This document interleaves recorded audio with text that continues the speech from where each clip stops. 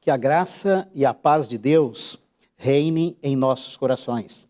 Eu agradeço imensamente a Deus por mais esta aura e singular oportunidade que Ele nos concede nesta manhã.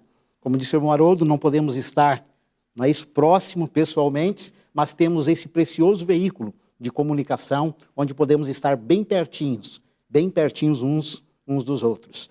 E nós vamos, com o auxílio divino, nesta manhã, considerar o tema Companheiros Invisíveis. Nós vamos falar de um exército que está em constante atividade por mais de 6.000 anos. Vamos falar sobre os nossos amigos invisíveis, irmão Haroldo. Quem são eles? São os anjos. E por que eu me propus falar sobre esse tema nesta manhã? No Atos dos Apóstolos, na página 154, a Pena Inspirada nos diz assim: precisamos conhecer melhor do que conhecemos a missão dos anjos. Então, me propus falar sobre esse tema, porque a Pena Inspirada nos diz que nós precisamos conhecer muito mais do que conhecemos a missão dos anjos. E eu gostaria de começar esse tema com uma pergunta. Você sabe qual é o relato bíblico mais antigo sobre os anjos? Está no livro do patriarca Jó, no capítulo 38 e o verso 7. Foi o texto que nós usamos como base para a oração desta manhã. Quando as estrelas da alvas juntas alegremente cantavam e todos os filhos de Deus rejubilavam, nós entendemos que antes que os fundamentos da terra fossem postos, os anjos já alegremente cantavam. É isso? Agora, quando eles foram criados?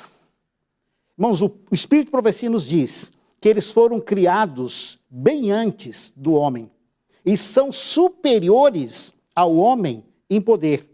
Antes da criação do homem, diz o livro Grande Conflito, página 511, antes da criação do homem existiam os anjos, pois quando os fundamentos da terra foram postos, as estrelas já alegremente cantavam e todos os filhos de Deus rejubilavam. E na última parte desse parágrafo, diz que os anjos, eles foram criados superiores ao ser humano. E a Pena Inspirada cita o texto de Salmos, capítulo 8, verso 5. Os anjos são, em sua natureza, superiores aos homens, pois o salmista nos diz que eles foram feitos o homem foi feito pouco menor do que os anjos. E um pensamento do livro Patriarcas e Profetas nos diz que o Pai operou por seu Filho na criação de todos os seres celestiais. Então os anjos foram criados, não é isso? Foram criados por Cristo, não é isso? Em companhia do Pai. Agora uma pergunta: quantos anjos existem e onde é que eles residem? Existem alguns textos da Bíblia que não dão um número exato, mas nos dão a ideia de quantos anjos servem a Deus, tanto no céu quanto em todo o universo. Em Apocalipse capítulo 5, verso 11, João diz assim: e ouvi a voz de muitos anjos ao redor do trono. Quantos? Muitos anjos. Em Daniel, no capítulo 7, verso 10, a visão do lugar santíssimo e do juízo investigativo, diz lá que um rio de fogo manava e saía diante dele. Milhares de milhares o serviam e miríades de miríades assistiam diante dele. Miríades de miríades. É um número muito expressivo de anjos. E aos Hebreus, o apóstolo Paulo nos diz assim, no capítulo 12 e o versículo 22, mas tendes chegado ao monte Sião e à cidade do Deus vivo, a Jerusalém celestial e a miríades de anjos. Então, onde eles residem? Eles residem no monte Sião, na cidade do Deus vivo, não é isso? A Jerusalém celestial e a miríades de anjos. Agora, uma outra pergunta interessante. O que a Bíblia nos diz quanto ao poder e função que eles exercem? Em Salmos capítulo 103, versículo 20 e 21, diz que eles são poderosos em força e eles vivem para cumprir as ordens de Deus. Eles vivem em função de obedecer a palavra de Deus. Eles são ministros de Deus que executam a sua vontade. Agora, interessante, eu gostaria de narrar 2 episódios onde revelam o poder dessas criaturas de Deus. Você deve lembrar quando Senaqueribe, aquele altivo rei assírio, injuriou a Deus e dele blasfemou. Deus pediu que um anjo, apenas um anjo, saísse do seu exército e viesse até o arraial sírio. Está em 2 Reis 19:35. E um anjo apenas, com uma espada desembainhada, matou 185 mil soldados assírios naquela noite. Desbaratou completamente o exército inimigo. E diz que Senaqueribe teve que retornar para a sua terra com cabisbaixo, com vergonha, né, isso de ter afrontado o Deus Criador dos céus e da terra. E o segundo episódio é na ressurreição de Jesus. A inspiração nos diz, em Mateus 28, verso 2, diz que um anjo descera do céu e, chegando até a sepultura de Jesus, removeu a pedra. E nos dá a entender, no Espírito de Profecia, que ele moveu aquela grande pedra, que foi preciso de 4 ou 5 soldados para colocar no lugar, ele moveu como se estivesse movendo um isopor. O seu aspecto era como de relâmpago. E aqueles soldados contratados por Roma para guardar o sepulcro de Jesus caíram desmaiados e ficaram como mortos. Agora, uma outra pergunta interessante. Como era o dia a dia deles antes que surgisse o mal? No livro Espírito de Profecia, volume 4, página 316, 317, a Pena Inspirada diz que entre os anjos existia paz e alegria, em perfeita submissão à vontade do céu. É um texto similar ao texto de Jó 38, verso 7, quando diz que as estrelas da alva alegremente cantavam e os filhos de Deus rejubilavam. Aqui diz que o amor a Deus era supremo e também imparcial, o amor de uns pelos outros. Tal era a condição que existia por séculos antes da entrada do pecado. Isso era paz, alegria e genuína felicidade. Agora eu encontrei no Espírito de Profecia a hierarquia entre os anjos, pelo menos 4 ordens. Está nas Meditações Matinais do ano de 77, página 327. Lá diz que o exército angelical é composto de anjos, arcanjos, querubins cobridores e serafins gloriosos. Interessante que coloca aqui arcanjos no plural. Cristo também era um arcanjo, mas ele era o arcanjo-chefe. Ele era o Criador, não é isso? Então, anjos, querubins cobridores, serafins gloriosos e arcanjos. E no texto da Meditações Matinais 56, diz que anjos e arcanjos se maravilhavam em face desse grande plano da redenção.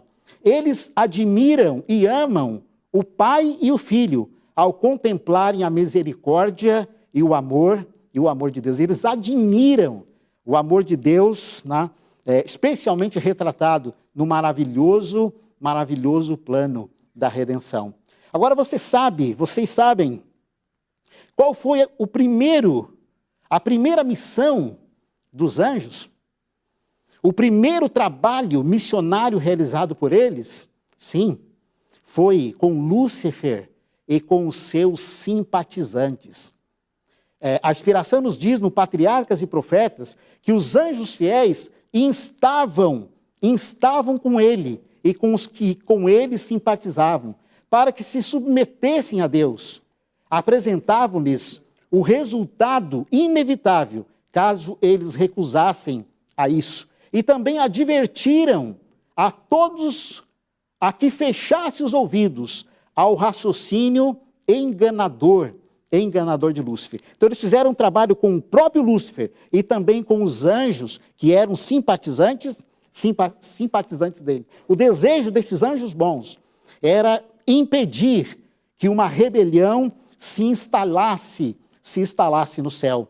Agora, vocês sabem como Lúcifer os tratou? A inspiração diz que, rejeitando com desdém os argumentos e rogos dos anjos fiéis, acusou-os de serem escravos e iludidos. Olha o título que Lúcifer deu para esses anjos que estavam empenhados nesta grande obra missionária, de recuperá-lo, como também aqueles que estavam simpatizando com ele. Quando Lúcifer usou essa expressão, diz que os anjos bons choraram ao ouvir essa expressão de exultante arrogância. E a inspiração nos diz, no História da Redenção, que os anjos lamentaram com a sorte daqueles que tinham sido seus companheiros de felicidade e alegria. Então, quando a terça parte dos anjos caíram com Satanás, a sua perda foi sentida no céu. Ficou uma lacuna no céu. Os anjos sentiram falta daqueles que tinham sido seus companheiros de jornada, seus companheiros de trabalho. Agora, a segunda missão dos anjos, sabe qual foi? Visitar o Éden e fazer um trabalho especial com Adão e Eva, para que eles tivessem um cuidado todo especial, porque Satanás poderia se aproximar, aparecer em qualquer momento. E a inspiração nos diz que foi no concílio celestial que ficou decidido que os anjos deveriam visitar o Éden e advertir Adão de que ele estava em perigo pela presença de um adversário. Então, 2 anjos se apressaram a visitar nossos primeiros pais. Ouviram, responderam todas as indagações de Adão e Eva, contaram a triste história da rebelião e da queda de Satanás, e então falaram claramente, informaram claramente que a árvore do conhecimento fora colocada no jardim para ser um penhor de sua obediência e amor a Deus. Falaram mais ainda, contaram para Adão e Eva que Satanás propusera fazer mal a eles e que era necessário eles estarem alerta, porque podiam a qualquer momento entrar em contato com esse inimigo caído. Mas também afirmaram a Adão e Eva que Satanás não podia causar nenhum dano enquanto eles continuassem fiéis aos mandamentos de Deus. E se fosse necessário, disseram esses 2 anjos, o céu ficaria vazio. Deus enviaria todos os anjos para auxiliar Adão e Eva a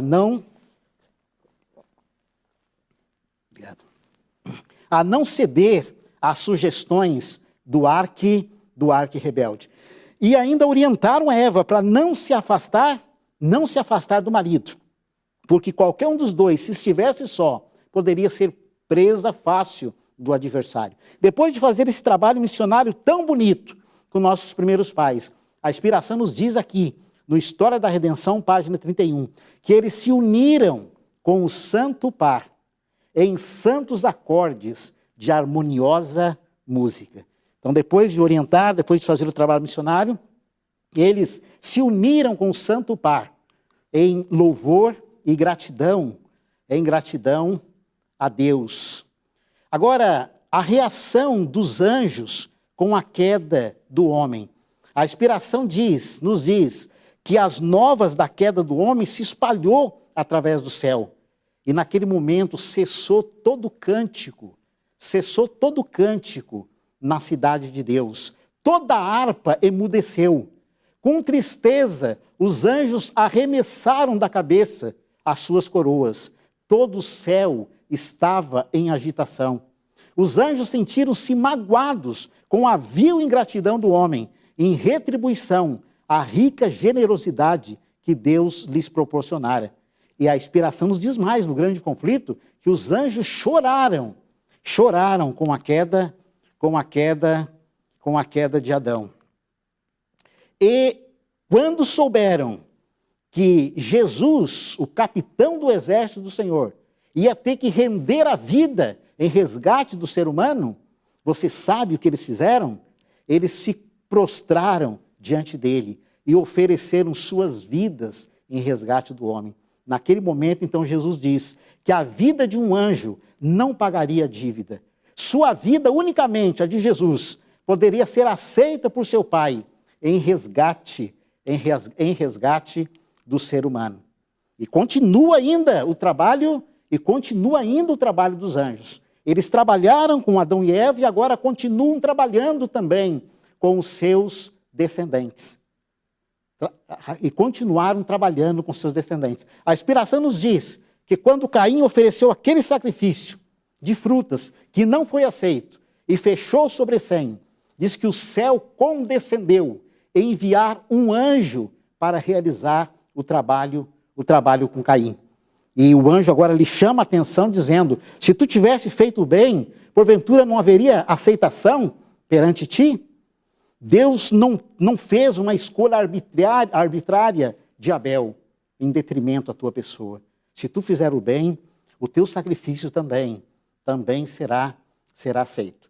Eu gostaria de citar 3 pensamentos agora da atuação dos anjos durante o dilúvio. Quando nós lemos no livro de Gênesis, os animais saindo das florestas e indo em direção à arca, macho e fêmea, 7 pares de animais limpos e 2 de imundos, a gente fica pasmo como esses animais tomaram o rumo da arca.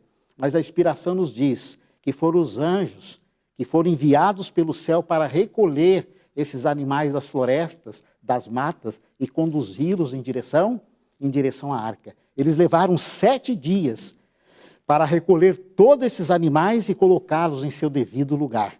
A multidão escarnecedora que zombava de Noé por estar construindo a arca, agora viram um poderoso anjo descendo do céu, vestido com luz deslumbrante, semelhante a de um relâmpago. E ele fechou a maciça porta, e então outra vez tomou o caminho do céu.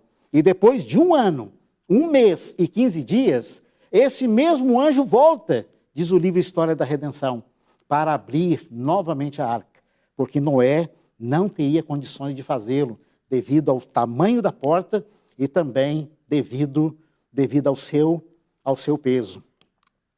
Agora, a atuação deles durante o dilúvio.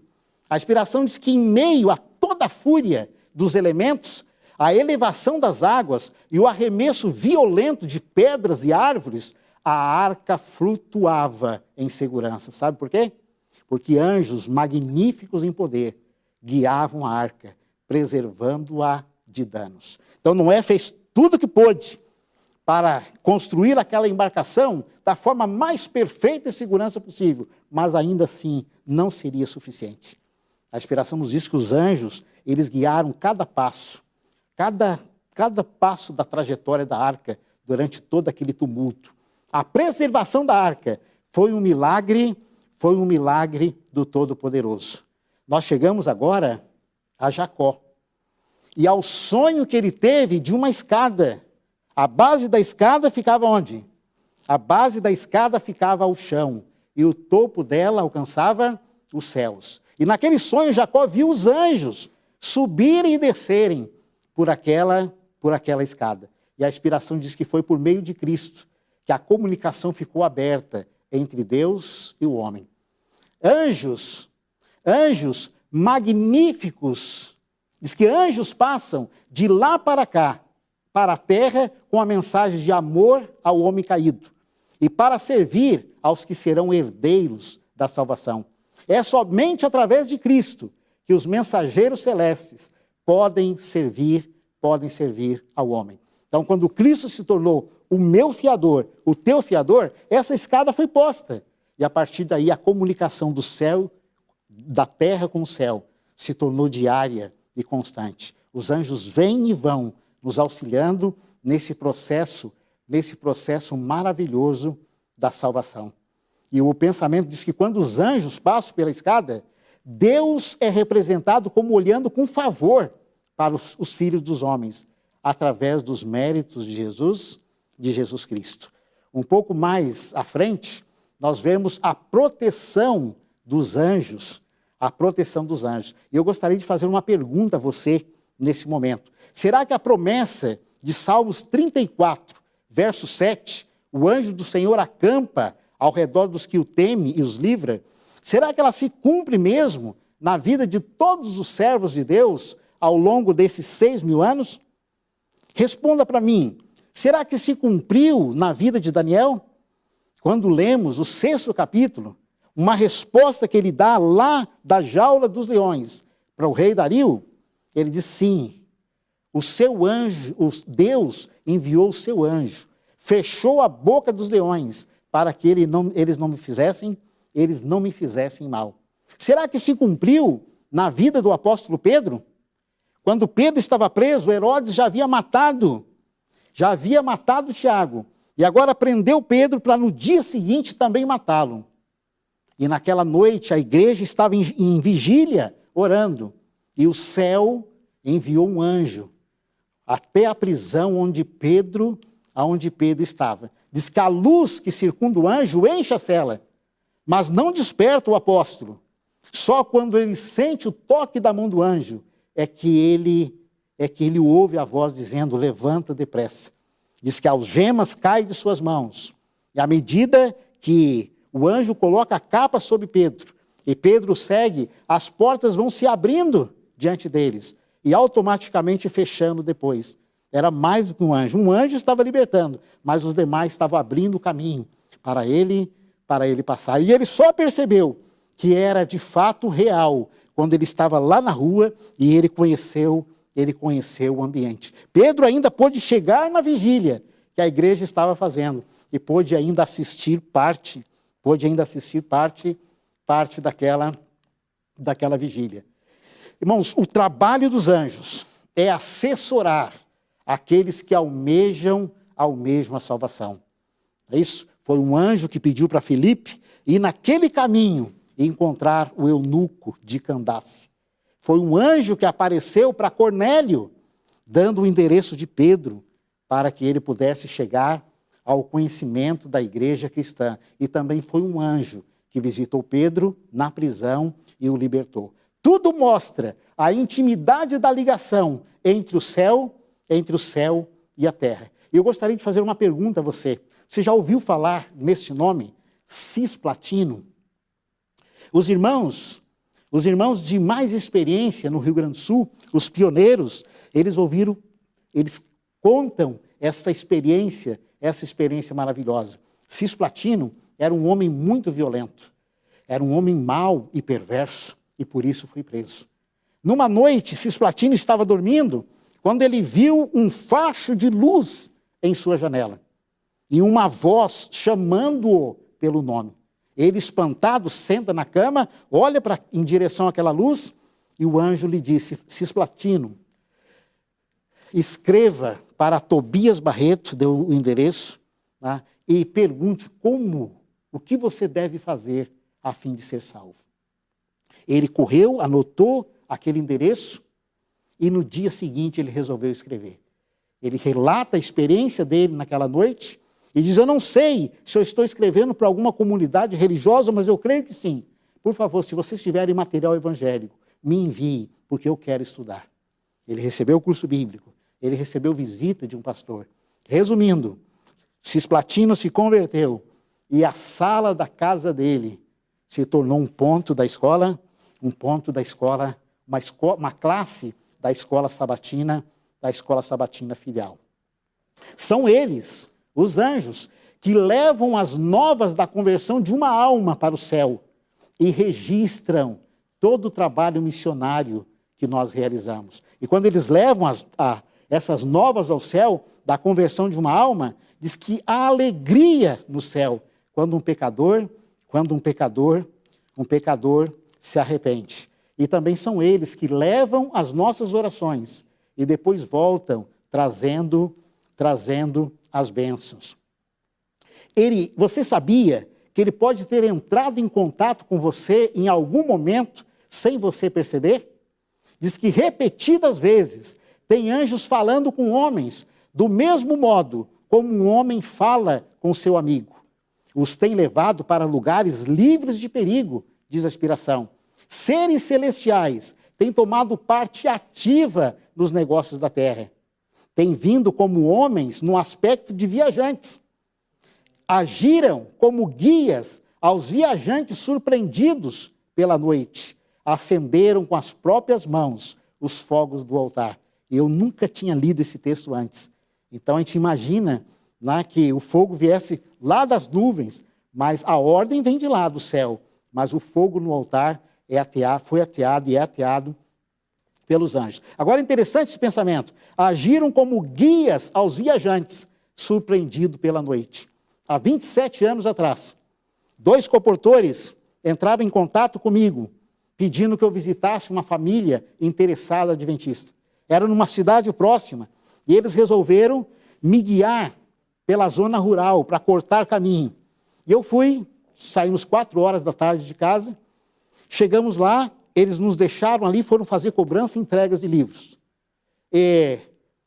Anoiteceu, nós terminamos o estudo com a família, e agora eu decidi voltar pelo mesmo caminho que aqueles comportores nos levaram. E quando nós entramos naquela parte de zona rural, onde só havia campos e matas, eu comecei a andar em círculo com o carro. Eu fiquei das 7 da noite, das 7 às 9 da noite. Eu, a esposa e as crianças, sempre andando em círculo. Sempre percebi que estava chegando no mesmo lugar. Faltou combustível do carro. Eu tive que pedir num sítio, comprar um sítio, um pouquinho. Coloquei de volta e fiz mais umas 2 ou 3 voltas e acabei saindo no mesmo lugar. Naquele momento, eu e minha esposa curvamos nossos frontes e pedimos a direção à guia divina. E quando nós estávamos terminando a oração, nós ouvimos o barulho de um cavaleiro que estava se aproximando, alguém a cavalo. Ele nos cumprimentou e perguntou se nós estávamos precisando de alguma coisa. Nós falamos a nossa situação e ele simplesmente olhou para mim e disse, é simples, você vai nessa direção até tal lugar, dobra à esquerda, à direita e à esquerda de novo. Você vai sair nessa avenida que você precisa. Irmãos, nós já tínhamos perguntado mais de 10 vezes, informações semelhantes tinham sido dadas.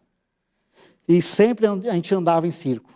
E aí, quando eu olhei para minha esposa para ver qual a reação dela, será que a gente ia acatar aquela sugestão? E nós volvemos o olhar de novo, o homem simplesmente tinha desaparecido. Mas o que mais nos intrigou é que não tinha nenhuma subida e descida. Era uma estrada rural reta, plana, e só no olhar para ela e volver o olhar, ele tinha desaparecido. E eu falei, Nádia, tu viu o homem, o cavaleiro vindo? Ela falou, vi. Você ouviu o que ele falou? Ouvi. Eu falei, mas onde está ele? Ela falou, não sei. Naquele momento nos desceu arrepios no corpo. Eu olhei para ela e disse, olha, se for um mensageiro do céu, nós vamos localizar esse endereço da forma como ele indicou. Irmãos, ficou tão vívido na mente aquela orientação que cada lugar que eu tinha que dobrar me vinha muito claro. E quando eu fiz a última dobra, pela orientação dele, nós saímos na rua que nós tanto precisávamos. E eu tenho o desejo de perguntar pessoalmente se realmente foi da hoste angélica alguém que nos orientou naquela noite. Os anjos também ficam tristes quando nós pecamos. Não consintas que a tua boca faça pecar a tua carne. Nem diga na presença do anjo que foi erro. E a inspiração diz que quando nós praticamos aquilo que não é certo, nós afastamos os puros e perfeitos anjos celestiais. Agora, nos dias da irmã White, ela vivenciou uma experiência que eu achei muito magnífica também. Ela foi participar de um congresso ali em Battle Creek. Era no Tabernáculo Daime, o Tabernáculo Adventista. O tabernáculo o auditório estava repleto, estava lotado. E a irmã White ia falar sobre o céu naquela manhã. E ela pediu que um quarteto, que sempre costumava cantar no Tabernáculo Daime, cantasse o hino. Nós temos ouvido o hino do Inário Adventista 453. E eles foram conversar com o quarteto, e quando a irmã White estava para subir na tribuna, eles vieram com a resposta de que o tenor do quarteto estava com a garganta inflamada e que ele não ia poder cantar. Naquele momento, a irmã White ficou sem saber o que fazer. E ela disse, olha, cantam os três de qualquer forma, o importante é que cantem. Ela fez o pedido. E eles subiram à tribuna. Diz que deram início ao programa, subiram à tribuna e o trio começou a cantar. Mas quando eles começaram a cantar, eles ouviram uma voz de tenor, vinda do fundo do auditório, que se juntou ao trio. Era uma voz encantadora, de uma melodia indescritível. Quando cantaram as 4 estrofes, e eles cantaram a 4 vozes. No final do hino, toda a congregação chorou. E no momento em que a irmã White levantou para pregar, ela começou o seu discurso dizendo que aquela voz era a voz do seu anjo, porque ela conhecia muito bem. Foi grande a emoção naquele momento. E essa experiência, ela foi relatada pelo pastor Arthur White, o neto da irmã White. Encerrando, indo para o final da mensagem desta manhã, diz que no final da grande controvérsia, a igreja de Deus será protegida pelos anjos. Quando for promulgado o decreto de morte, os ímpios vão querer se antecipar para nos tirar a vida, mas ninguém pode passar através dos poderosos guardas estacionados em redor de toda a alma fiel. Outros são defendidos por anjos sob a forma de guerreiros. Nós estaremos nesse momento sem um intercessor no santuário celestial, mas os anjos de Deus continuarão amando dele aqui na terra para nos guardar e nos proteger. Agora, o último trabalho deles pela humanidade é por ocasião da segunda vinda de Jesus. A inspiração nos diz que, além de acompanhar o cortejo, o último trabalho dos anjos em favor da igreja está no Evangelho de Mateus, capítulo 24, e o verso 31. E ele enviará os seus anjos, a última missão deles aqui na terra. E ele enviará os seus anjos com grande clangor de trombeta, os quais ajuntarão os escolhidos desde os 4 cantos, de uma a outra extremidade do céu. Então, além de acompanhar o cortejo tocando suas harpas, eles terão um papel importante. Serão eles que recolherão os salvos e levarão para encontrar o Senhor nos ares. Agora você sabe qual será um dos maiores privilégios que nós teremos na eternidade? Anote aí. Está no livro Educação, na página 304, 305.